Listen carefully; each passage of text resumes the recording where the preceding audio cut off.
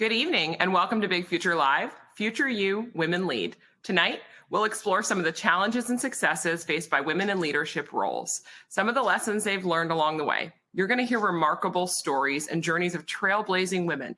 You're going to get your questions answered about planning your next step. So get those questions ready and welcome to Big Future Live.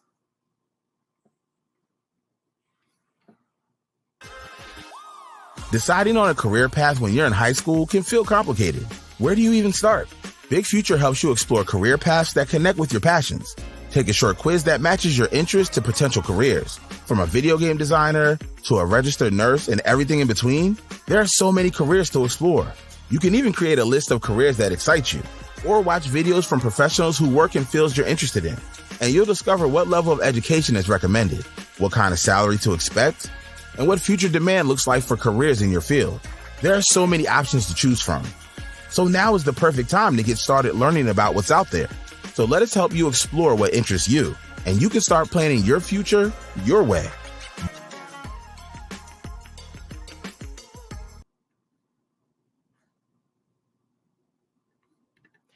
My name is Allison Danielson, and I work on the Big Future team. I'm going to be your host for this evening, and I'm so excited to welcome you to Future You, Women Lead.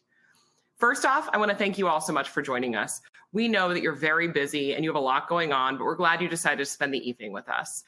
For those who don't know, Big Future Live is a series of virtual community events where you connect with career experts, college reps, and peers to help you plan for life after high school. Big Future Live was created so you can get your questions answered to plan your future your way. Tonight, you won't sit through a long presentation with a ton of boring PowerPoint slides. This is a virtual community powered by you, families, students, and the questions that you're going to ask. Tonight's panel is part of a series that we're calling Community Nights, where you can ask career and college questions, get personalized answers, and hear real perspectives. These events are going to help you start planning your future around your unique passions, interests, values, and needs in mind. Our panel tonight includes 3 incredible female leaders and CEOs, and they are ready to share more about their journeys and how they got to where they are today. We hope that you'll take their advice and learnings and apply that to your own career journey. We only have 45 minutes, and we have a lot of folks with us tonight. So we're going to get started and meet our guests for today. All right. So I'm going to ask each of you to introduce yourself. Would love to hear your name, what you do and where you work. And then if you could describe your leadership role in one word, what would that be? So I'm going to start with this very easy question. Hand it over to Maria.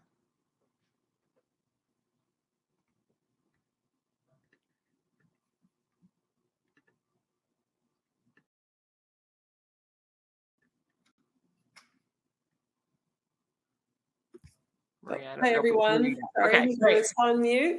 It's great to be here. My name is Maria Flynn. I use she, her pronouns, and I am the president and CEO of Jobs to the Future, which is a national nonprofit that drives equitable economic advancement for all.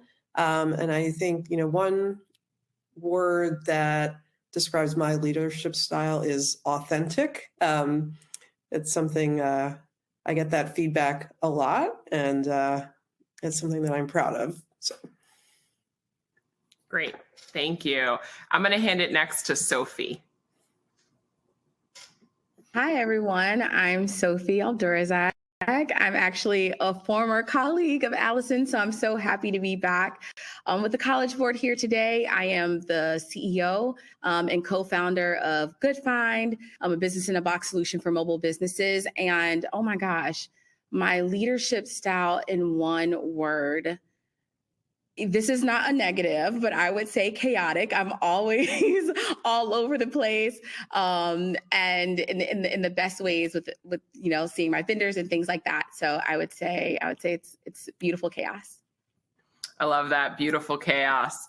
All right, Sophia, would love to hear from you. Hi, I'm Dr. Sophia Pertus, and I use she, her, ella pronouns. I'm an educator, a consultant, and certified executive coach. I currently serve as the Managing Director for Diversity, Equity, and Inclusion for Billie Jean King Enterprises. So I do diversity, equity, and inclusion consulting and training, and I also coach people who are looking to transition in their careers. So that I do that through Mainstream Insight LLC, and I partner with organizations to create environments where everyone can thrive. That is what I live for. And my leadership style, in one word, I was going to say authentic, but Maria stole it. So I'm going to say supportive. That's great. I love that we're seeing commonalities already. As you can tell, this is an incredible group of women with amazing histories and lessons that they're going to share with us tonight. We'd love to get your questions answered. We started with that. We're going to stay true to that the entire evening. But before we dive in, we actually want to hear what you're most interested in learning about this evening. So we're going to pop a poll up on the screen. Tell us, are you most interested in hearing more about speakers' career journeys, how to develop leadership skills, or to get advice on your own career path? A poll question is going to pop up on your screen. While you're all answering that quick poll, let's talk about how tonight is actually going to work. There's an ask your question box at the bottom of your screen where you can type in your question, because this is where we're going to answer them. We have folks on the back end who are going to be monitoring everything that comes in, and they're going to help get to as many questions as we possibly can this evening. If you miss anything during the event, you have to walk away like me, your cat needs attention, something happens, don't worry. We're recording the event. You'll be able to go back and watch it on demand later at bigfuture.org/live. All right, so we're starting to see some responses coming in. Hundreds of you are sharing your thoughts with us this evening. Let's see what we're hearing.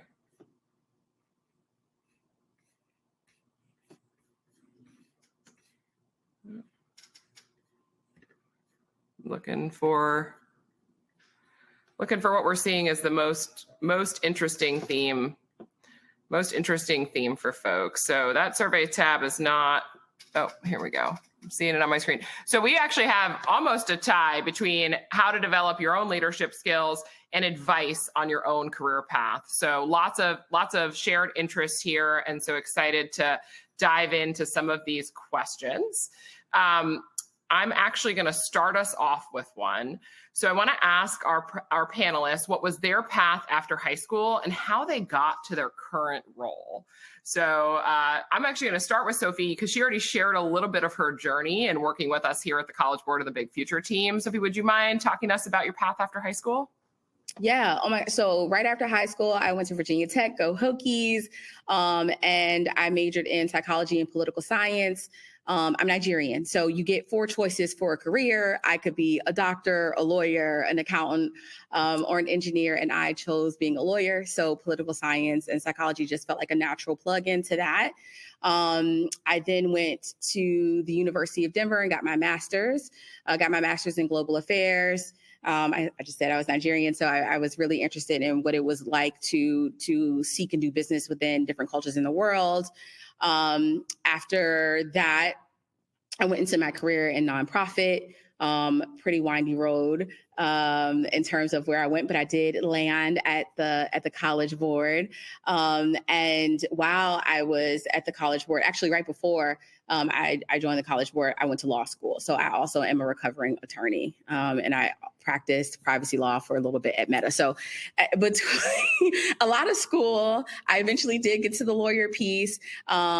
Really loved being a product manager, really loved being a privacy attorney, but found my stride, sort of say, in entrepreneurship. And that was just a calling, really, right? I remember telling the Big Future team when I was leaving like 3 months before, because I loved it so much that I was ready to seek this next venture in my life. And they were so, supportive, but it just felt like all my education, all the different things that I had done over my career up until that point kind of led me into the impactful career that I have now. And it never was, a planned path. I just kind of let my life take me for a bit of a ride. Great. And I think that's a theme that a lot of people experience actually navigating their careers. And it can be hard to see in high school that it actually often isn't a linear path. So with that, I'd love to hear, Sophia, I know you actually do so many different things in your work. So can you talk to us about your path after high school? Sure. Let me see where I start. Well, I was one of those very involved students that was just in all the different clubs. I was in the Latin American Student Union, the Black Student Union, and name it, I was part of it. But I was also a resident assistant. So I helped students in my peers as a student leader. And I loved it. I loved it so much. And I was on call and I was doing programming and I got to speak and do all kinds of really fun things. Just like now, I guess I haven't changed in a long time. But when I was graduating, I was trying to figure out what's next. Sometimes you just don't know. I majored in organizational communication, loved my classes, loved everything I did. I minored in Latin American studies. So I was like, what's next? So I asked my hall director, how did you do what you're doing? And she said, well, you have to get your master's degree. And that's usually comes with a position where you can get your master's degree paid for if you become a graduate assistant. So my first shift was as an assistant hall director. So that started my path in higher education for about 25 years. So basically, some people tell me I went to college and didn't leave for decades.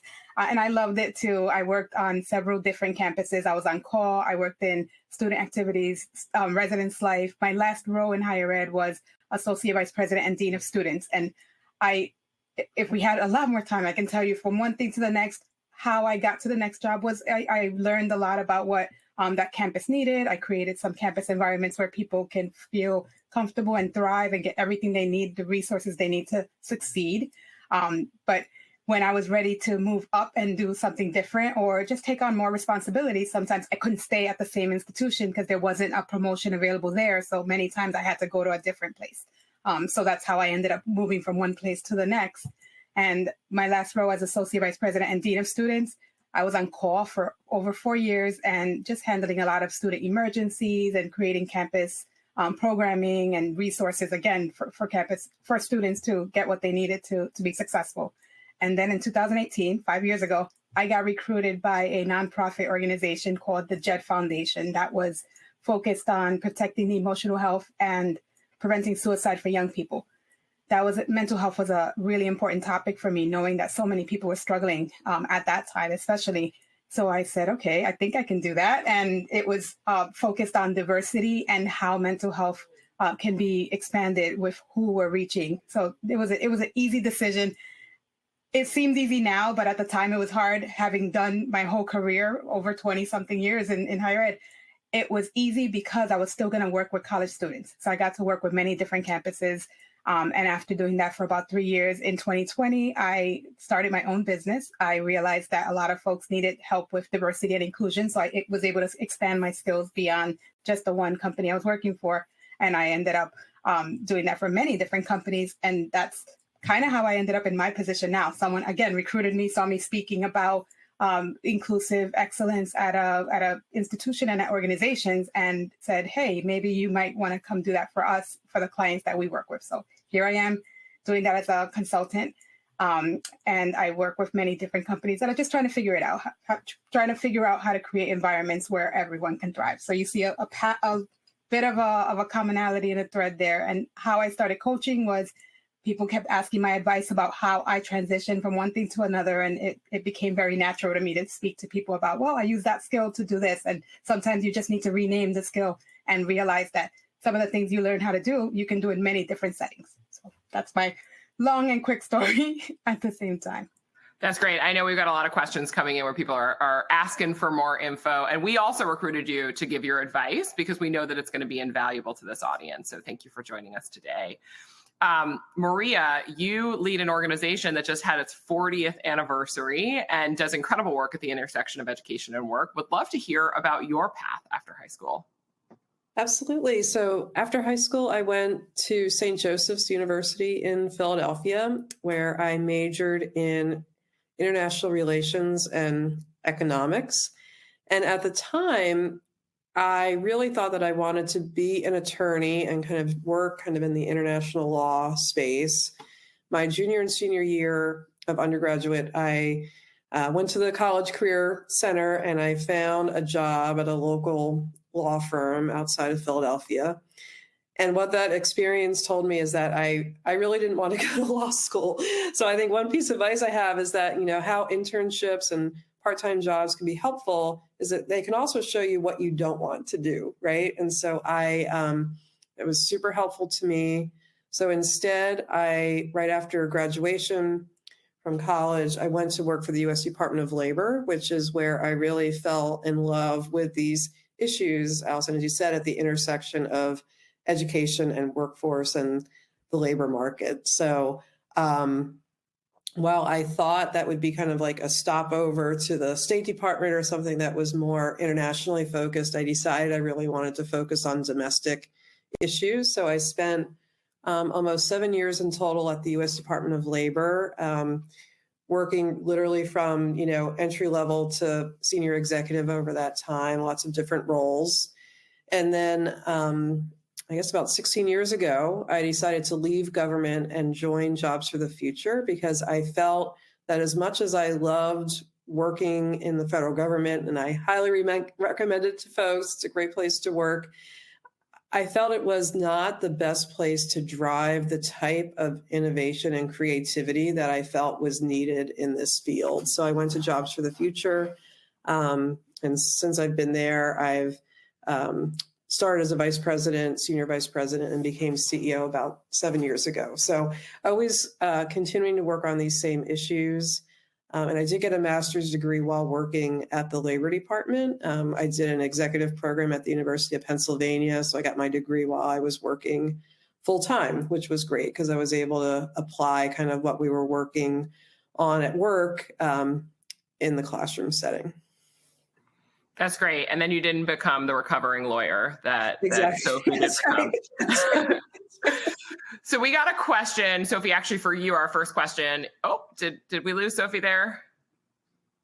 She dropped off my screen for a second. Maybe her cat needed attention. So I'm actually going to take the first question then to Sophia from Jessica. What does it mean to you to be a woman in leadership? That's a really good question. What it means to me is that there's already some structural or systemic barriers that I might have to overcome because it wasn't that long ago that women were taking on leadership and seen as people who can lead.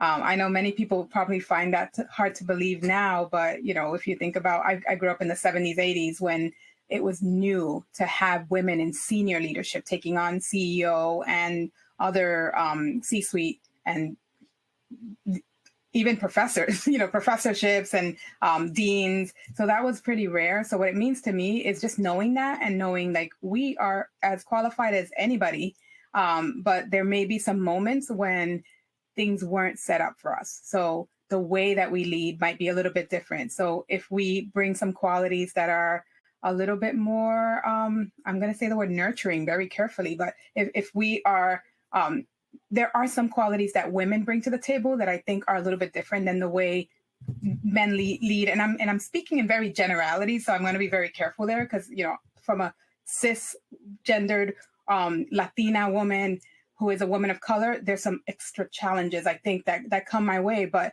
for the most part, what it means to be is strength, because there's so many of us that are looking out for one another and really trying to make sure that we each get what we need. And that encouragement comes with just knowing that the challenges are there. And, I wish we had more time to go into more of what those challenges are specifically, but many of them are just knowing that the world wasn't built for us, the leadership world, the corporate world, and sometimes even the education world. I think it's changing and a lot is happening with making sure that we are seen as leaders. But I think that's what it means to me, just being that extra aware. And so I think that makes sense that supportive then is your leadership in one word. I think that's consistent with what you've shared about your experience and super helpful perspective for many folks who are going to be entering the workforce for the first time. And lots of women have paved the way for them to do that successfully. So we've got Sophie back here. So Sophie, would love to hear, what is your favorite part of your job and why? This is a question from Willa. Hi, Willa. My favorite part of my job is that I get to own my own destiny every day, and I get to impact people that kind of, resemble my family members. So my company, it's all about mobile micro businesses, and over 70% of our owners and operators, identify as Black, brown, or immigrant. And so the owners and operator remind me of my family. And I get to work for people that remind me of my family every single day. It gets me up in the morning. I love innovating for them. I love talking to them. I love when they, tell me I need to do something differently. And then I meet that challenge. I really like doing something impactful. It was something that I was doing at the College Board and something that I've carried on into the career that I have now. So I'm obsessed with impact. And it's definitely fun. It's fun every day, hard every day, but fun. Yeah, and I think that attitude has helped you already be so successful. I know we were sad when you were moving on from our Big Future team, but you've been featured in Ebony magazine. You're somebody who we know has raised $3 million as a Black woman from venture capital, and you are definitely somebody to watch. And so it's great to see you actually own your future this way. So Maria, we had a question come in from you from Ashlyn. Do you know what career you actually wanted to pursue right off the bat, or did it take you a while to decide? I would say it definitely took a while. So first, kind of ruling out the law path, but then I think it's also important to note that those decision points are going to come up throughout your career. And I think you've heard great examples here already from Sophie and Sophia who have experienced that as well. So even when I 7 years ago was making the choice to put my hat in the ring to be CEO of my organization, I think even then it was going through a thought process and kind of reflection of, is that a role I want to take on? Do I want to be the front person? Would I rather be kind of a number two? So I think at all different points of your career, it's important to reflect on, what's your family situation, what's most important to you, what's going to really bring you kind of energy and joy in that work, and what that looks like at 20 versus 30 versus 50 and on is going to look different. So I think it's an evolving question, I think, for all of us. Yeah, and it's a process that we know people are going to go through multiple times in their life. Mm-hmm. So with that, I just want to share for a minute, we have many people who are unsure of what they want to do. And in fact, across our careers, I think we've asked ourselves these questions. One way that people can start exploring careers is totally for free on Big Future through our career quiz. It takes less than 10 minutes. You answer questions about the things that you like, your interests. And then after you take the quiz, you can actually get a list of 30 potential careers that might match those interests. And you can start to understand things like, how much does that job pay? What's required in terms of knowledge, skills, and abilities? How much education do I want? We hear our panelists talking about the different educational journeys they took throughout their career. So you can understand what those options actually look like. And students who save careers to those lists, 11th and 12th graders who save 3 or more careers, actually get entered into our Big Future scholarship drawing. And we give away hundreds of $500 and 2 $40,000 scholarships every single month. And so we'd love to make sure that you save those careers. You can keep them and go back to them for things that you're interested in over time. And then for 10th graders, starting December 4th, you'll be able to enter and qualify for those scholarships, just saving those career lists.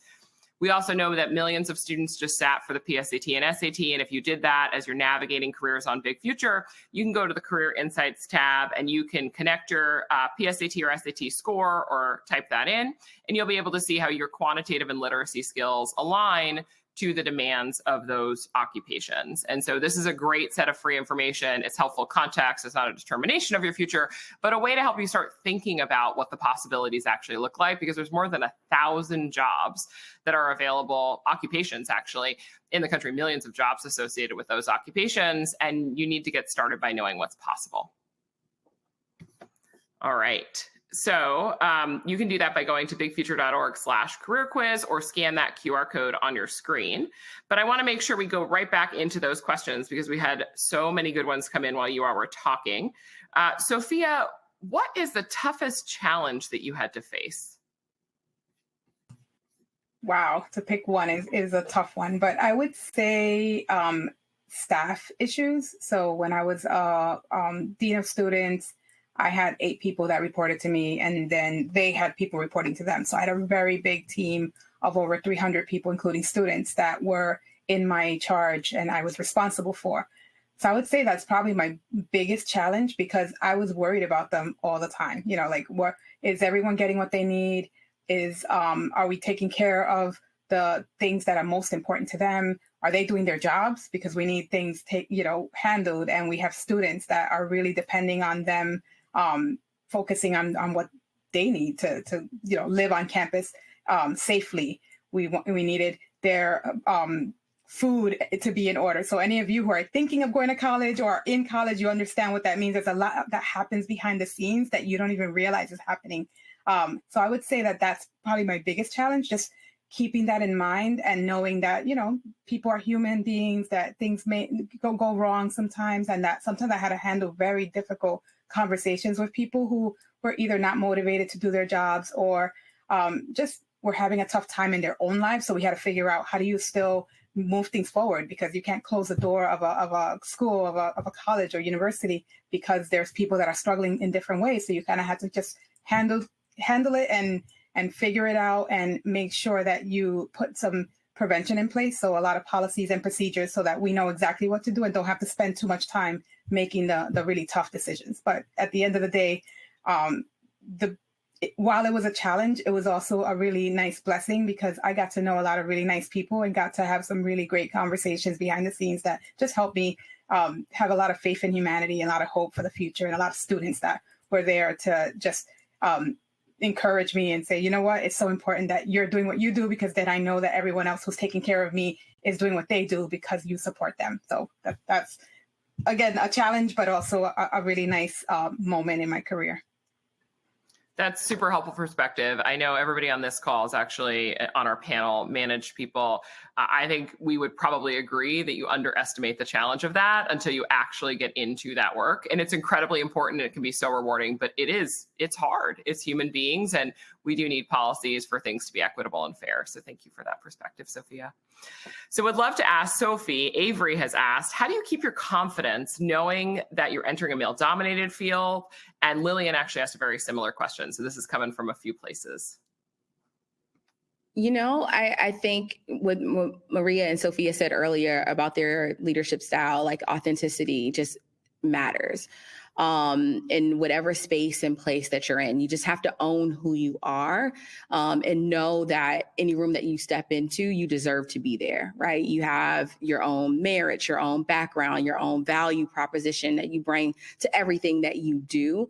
And that's how I keep my confidence. I'm very self-aware, on every end. I'm aware of what I'm great at. I'm aware of what I'm horrible at. I know when I need help, and I'm not afraid to ask. I'm just always myself, right? Like, I don't mind saying that my leadership style is chaotic, because I know that I'm still really great at my job. Like, I just own it. I own me. And that's my advice to anyone.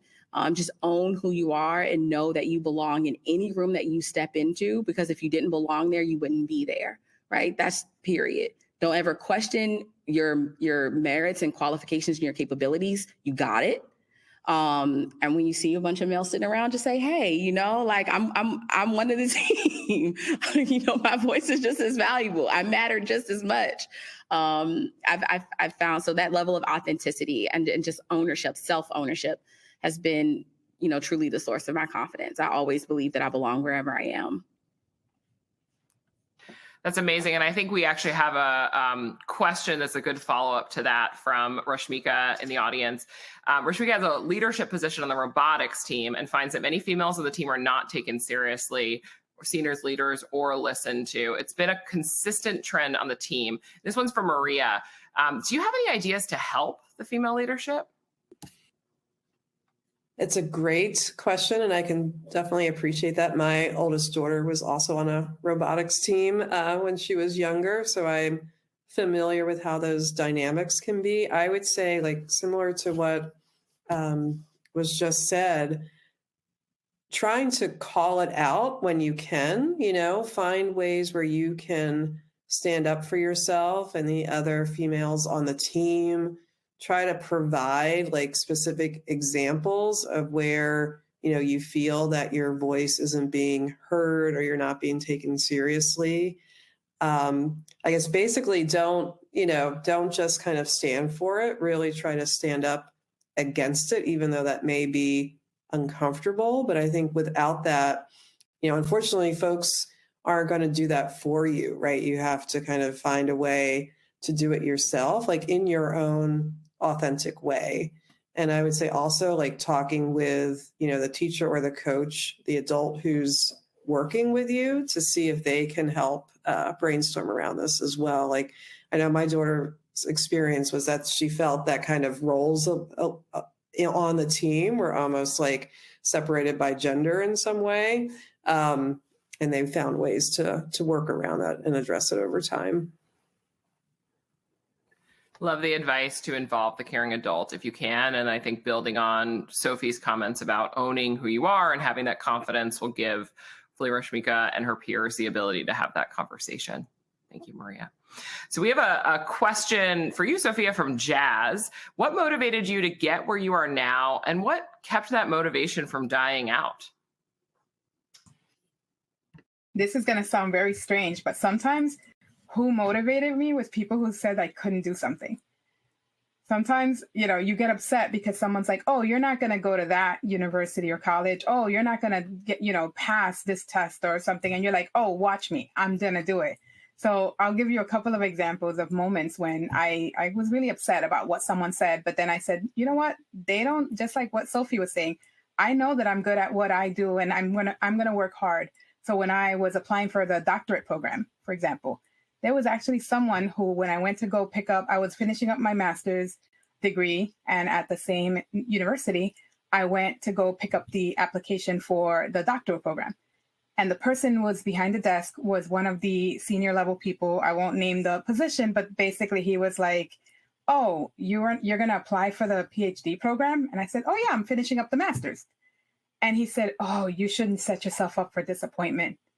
And I just looked at him, and I think he took one look at me and just assumed things about me. He didn't realize that I almost had a 4.0 in my master's program. He didn't know that I'm one of the hardest working people he's ever going to meet, and that I was participating in every single one of my classes, and that I was not only the youngest in one of my classes, but I was also one of the ones that was taking on a lot of leadership positions. But he didn't take the time to stop and think about that or even ask me questions about me. And guess what? I did apply, I did get in, and I have a PhD right now. So that person who said that to me, I was so angry that day and hurt, but I said, I don't care. It motivated me to do it. So just get my application in. I wrote my essays. I did everything I had to do, and I looked at it. At the moment when I was looking into it, it was kind of like, oh, we'll see. I'm not sure. Once he did that to me, I was like, oh, it's on. I'm getting it. And I'm going to dedicate it to him. The second moment I had something happen was I was in a position where I had a woman who was a leader to me, and I was trying to get a promotion. I said, I'm doing a lot of responsibilities, and you're giving me a lot to do. So can I get a new title? Is there a little bit of money you can give me for a promotion? Like I was reading up on how do you negotiate for salary and how do you ask for more? And she looked at me and said, Sophia, I know you aspire to do great things, but as a leader and a mother, and at the time I had my kids, and she said, I give you a lot of flexibility in this job. So you should appreciate that you have the flexibility with this position. That motivated me. First of all, I said, okay, I hired a coach. That's how I started thinking about coaching, who coached me into really seeing my value and realizing maybe this isn't the right place for me. If they don't see my value, and not only will they not give me a promotion, but won't give me more money. By the next year, I had applied, got my resume together, applied for different positions, and I got a higher position, and I doubled my salary. That was an eye-opening moment. And again, it was someone that put a barrier in front of me, and I was like, oh, I'm knocking this one down too. You're not going to tell me I can't do something. So there are moments like that is a no, and I say, no, it's not a no. It's a not right now, but I'm going to do it my way. So that's my answer. That's an amazing story. I think you saw everybody furiously nodding their head at the idea of motivating to prove people wrong. I really appreciate that. So another question from Riley for you, Sophia, which is, do you have any tips around mental health as they're trying to stay motivated? Yes. And this is something I have to work on with myself too. It's taking time when you need it. Sometimes we just go, and we want to please everybody else. But once in a while, stop and ask yourself, what do I want? what do I need? Because some of the ways that our mental health is impacted is trying to please other people and taking on things that get us so stressed out because we think we need to do it. There are moments when you just need to stop, give yourself a breather, and try to figure out what are the things that I enjoy and give that to yourself as much as you can, and really try to balance the idea of I have to do everything, but I also have to stop and do nothing. And it's okay. And I grew up in a Latino household where if I sat down for 2 seconds, my mother would find something for me to do. Oh, go clean this, go do that. Like that was just my household. So I have a hard time relaxing. So I would say in terms of mental health, trying to find those moments of just peace and quiet and stillness. We're human beings, not human doings. Someone said that to me once and it blew my mind. So that's what I would say about mental health and looking for help. If you know that you're really struggling, you are not alone. There are so many different resources. If you are feeling like it's over, 988, I'm going to be, this is from my JED Foundation days and really focusing on mental health. There is always a crisis text line. There's the 988 line of people that are willing and able and trained to help you, but you can also reach out to your friends and your family and your loved ones. Don't do it alone. Great. Thank you, Sophia. And for folks looking for some specific advice beyond that, there is a well-being hub that the JED Foundation powers on Big Future. And so lots of really great resources there for people to do reflection around stress and anxiety and some of those factors that we all face on a regular basis. Okay, Sophie, we got so many questions coming in here. So Faith and Esther Hope ask, how do they overcome future barriers as a woman of color? What advice do you have for person of color, woman wanting to go down a less traditional career path? Honestly, just do it. I feel like that Nike slogan is just so empowering. I don't know how they came up with it. I don't know who the marketer was, but it's genius because I think about that all the time, right? I just tell myself, just do it. There's nothing, at the end of the day, there's nothing that you can't do. And I think sometimes we're so focused on a state of being that we can't change, right? And like I wake up every day and I'm a Black woman and I love it. I embrace it. I can't change it. I have to, like I said earlier, I have to own it, and be comfortable in that, and just my state of being, in my state of being, and not thinking about that as a barrier into anything that I do, right? The same way that you walk into a traditional pathway that you feel like has all the processes and all the answers, right, is the same way that you walk into a non-traditional pathway, except it's way more fun because you make the rules yourself, right? Like I didn't know how to start a business. I was a privacy, lawyer. I was a product owner. Like I had no idea how to run a company, let alone the idea that I created with friends of mine. Like I didn't know, but I just did it. And I thought about all the different skills and all the different experiences that I had all throughout my career, when I was a chief of staff, when I was a teller, when I was this, when I was that, and I put it all together and I've made this position my own, right? And it was fun because nobody could tell me this is exactly how you do it. In many ways, it's a lot more freeing because, like I said, you make your own rules. So, as a woman of color, I simply say, don't spend your time worried about, your what you were born as, because you're dope, and you can own that. And going into a traditional path gives you more freedom to make something your own, right? In a way that nobody can map out for you. And if you ever need motivation, if you ever need to talk to a fellow woman of color to tell you that you can do it, I'm here all the time. So, yeah. Amazing. Maria, we had a question come in for you. And I think this is actually a nice follow-up to what you shared here, Sophie. Ruhama asked, do I need extraordinary qualities to get somewhere amazing?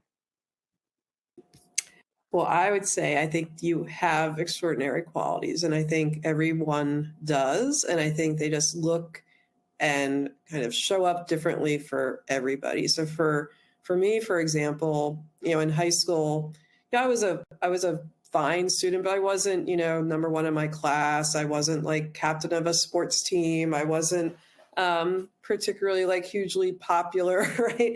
I was, I was just kind of who I was. And so I think for me, it was finding how you really lean on the strengths that you uniquely have, and you use that to really help guide your path forward. So, I think as you really think about what those qualities and attributes are for you, and then really figuring out how to authentically leverage them to build your path. So I think that's what's exciting. And I think that looks different for everyone. And, I think particularly now with everything on social media, it's just important to know that like success and happiness, like take all different forms, and it's not just one size fits all in any shape or form.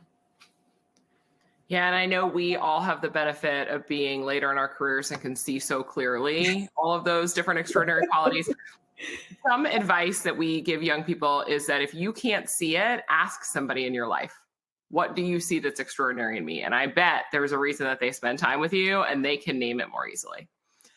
Well, we are somehow close to the end of our time. And so as is customary with all of our Big Future Live events, we're going to end with a little bit of advice. So one last question for our panel. I'm going to start with Maria. What advice would you give your 18-year-old self? Oh, boy. It would be to not be so worried. And again, as you just said, Allison, easy to say right now that I'm much older than that. But I think it's try to take a breath, not be so concerned about like making the exact right next choice, and understand that things are going to come together. So be more confident and less anxious. Great. Thank you. And I know that's consistent with a lot of what others have shared here as well. Sophie, would love to ask you the same question. What advice would you give your 18-year-old self? I just tell her, you got it, girl. Like, you got it. That's it. I mean, at the end of the day, when I was 18, I was just so unsure. Like I think many 18-year-olds are. I thought I had to do this by 25. For some reason, 25 was like that restrictive age for me, where I thought like life would end if I didn't do this by 25. If I wasn't married, if I didn't have kids, if I didn't have $1 million, whatever it is, it was so limiting to me. And it's like, if I think about it now, it's like at 18, why did you think that there was so much limitation on a singular like stage and in age? So I would just say, like, you got it. At every age that you experience, it's going to be new. You're going to elevate. You're going to get better. And there's going to be no limitations to what you can do. So similar to Maria, like calm down, take a chill pill. You got it. That's kind of what I would tell myself. That's great. We know by 25 that you're going to be able to rent a car, but having expectations beyond that seems a little bit unnecessary. Too much pressure. Right? Okay, Sophia, would love for you to share your own advice that you would give yourself at 18. I would say surround yourself with people who lift you up and remove people who drain your energy, because who you surround yourself is going to be a very important factor throughout your whole life. So it's better to have just a few really good friends and meaningful friendships and connections than have, hundreds of friends that don't really care too much about what happens to you or your success. And I have a second advice is keeping track of all your accomplishments. Sometimes we do some amazing things. You don't have to be extraordinary. Sometimes you just do some things that you're like so proud of. Someone else tells you they're proud of. Write those down. Keep a log of all those things, because everything counts. Sometimes you think your resume needs to be only things people pay you for, but your resume can include things that you do on a volunteer basis. So take on things and try things, because that's how sometimes you're going to figure out what your career is going to be when you start volunteering your time and doing things that matter to you and you find that passion. You can write all those down and take credit for it. Every single thing counts. That's great. And even volunteer things through school, right? That like robotics club, for example, is a great place to build skills and figure out what you're interested in. So love that advice. Well, unfortunately, that's all we have time for today, which is crazy how fast this went by. Would love to thank our special guest for joining us, and to everybody who joined us in this room, students, caring adults, everybody in the audience. Thanks for being here tonight.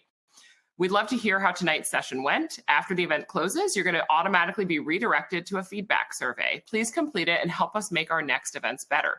If you missed anything during today's session, don't worry. You can view the recording, register for more events at bigfuture.org/live. Parents, be sure to tune in tomorrow as we talk about the multiple pathways to success for your student. Thanks, everyone, and have a great night.